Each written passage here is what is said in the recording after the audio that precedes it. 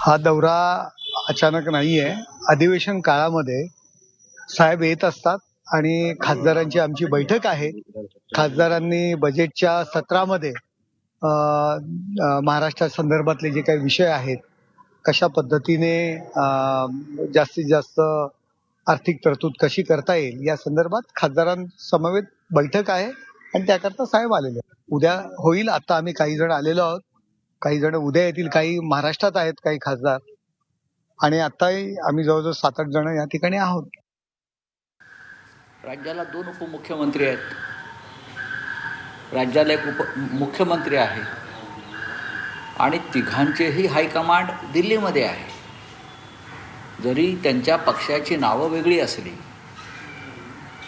तरी त्या सगळ्यांचा हायकमांड दिल्लीमध्ये असल्यामुळे महाराष्ट्रामधल्या घडामोडींची, आपापसातल्या वादाची, घेण्या देण्याची, शासकीय बाबतीत म्हणतो विकासाची चर्चा करण्यासाठी त्यांना दिल्लीत यावं लागतं. पण अमित शहाने स्थापन केलेल्या ज्या शिवसेना किंवा राष्ट्रवादी काँग्रेस पक्षाच्या जे गट आहेत त्यांना मात्र दिल्लीत येऊनच त्यांच्या हायकमांडशी चर्चा करावी लागते.